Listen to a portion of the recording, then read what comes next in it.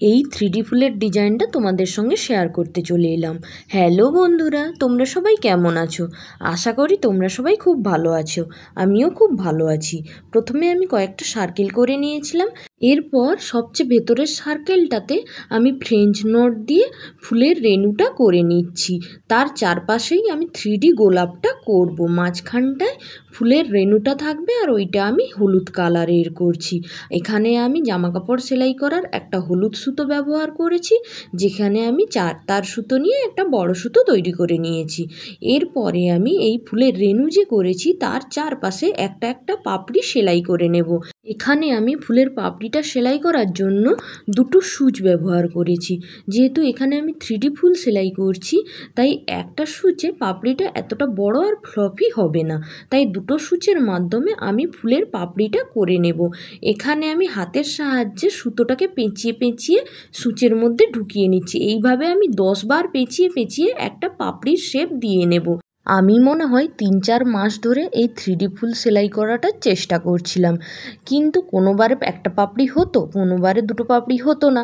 2-4টা হয়তো পাপড়ি করতে পারলাম, তারপরে বুঝতে পারতাম না কি করে করে। ওই চেষ্টা করতাম, 1-2টো ঠিক হয়ে যেত, কিন্তু বাকিগুলো ভুল হতো, ফুলে যেত বা সুতোগুলো খুলে যেত, এভাবেই হতো। তারপরে আমি অনেকবার চেষ্টা করার পর এইবারে খুব ভালোভাবে শিখে যেতে তোমাদের সঙ্গে টিউটোরিয়ালটা নিয়ে এলাম। নিজে যদি ভালো করে না শিখি তাহলে কিভাবে তোমাদের জন্য টিউটোরিয়াল মেক করব বলো? সে যাই হোক, আমি কিন্তু এখানে দুটো কালার দিয়ে গোলাপ ফুলটা সেলাই করছি।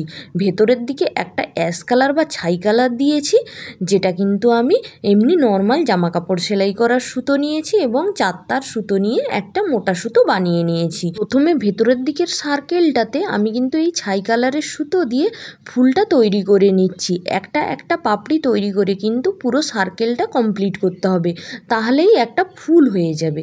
এরপর বাইরের দিকের সার্কেলটাতে আমি এই আকাশি কালারের একটা সুতো দিয়ে, মানে এটাকে আকাশিও বলবো না আবার একদম ডিপ ব্লুও বলবো না, মাঝামাঝি একটা কালার, কিন্তু কালারটা খুবই সুন্দর, একদম চকচক করছিল কালারটা। আমি প্রথমে ভেবেছিলাম যে শুধুমাত্র ছাই কালারের সুতোটা দিয়েই পুরো গোলাপটা কমপ্লিট করব, কিন্তু তারপরে ভাবলাম এই সুতোটা এত সুন্দর লাগছিল, ভাবলাম না, এই আকাশি কালারের সুতো দিয়ে বাইরের দিকটা কমপ্লিট করি, দেখতে আরও ভালো লাগবে। পুরো সেলাইটা কমপ্লিট করার পর আমি তো হাঁ হয়ে চেয়েছিলাম, সত্যি এত সুন্দর লাগছে।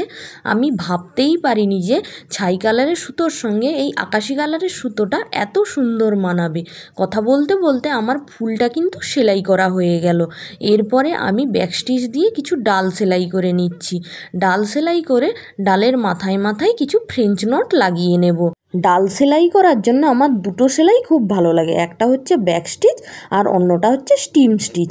এখানে আমি আর স্টিম স্টিচ দেইনি, ব্যাক স্টিচ দিয়েই ডালটা সেলাই করছি। এরপর পাতাতে আমি ক্রস স্টিচ দিয়ে সেলাই করে নিয়েছি। ক্রস স্টিচ দিয়ে পাতা সেলাইয়ের টিউটোরিয়ালটা এর আগের দিনই আমি তোমাদের সঙ্গে শেয়ার করেছি, তাই এখানে আমি আর এতটা স্লো করে দেখাইনি, একটু ফাস্ট করে দেখিয়ে দিচ্ছি, কেননা না হলে ভিডিওটা প্রচুর বড় হয়ে যাবে। তোমরা এমনিতেই দেখতে পছন্দ করো না বড় ভিডিও, তাই আমি একটু স্পিড বাড়িয়ে পাতাটা সেলাই করে নিলাম। এরপরে ব্যাক স্টিচ দিয়ে যে ডালটা করেছি তার মাথায় মাথায় একবার করে পেঁচিয়ে ছোট ছোট ফ্রেঞ্চ নট দিয়ে নেব। একদম ছোট ছোট ফুলের মতো দেখতে লাগছে, কি সুন্দর লাগছে দেখতে বলো বন্ধুরা? এই ছোট ছোট ফ্রেঞ্চ নট দিয়ে ফ্লাওয়ারগুলো আমার তো খুবই ভালো লাগে। তোমাদের কেমন লাগে তোমরা জানিও কিন্তু বন্ধুরা। এরপর আমি ছাই কালারের সুতো দিয়ে দুদিকে দুটো দুটো 4টে ডাল করে নিয়েছিলাম, তারপর তাতে আকাশি কালারের সুতো দিয়ে কলি করে নিয়েছি। আজকে এই পর্যন্তই বন্ধুরা। আমার ভিডিও ভালো লাগলে শেয়ার করো। ধন্যবাদ।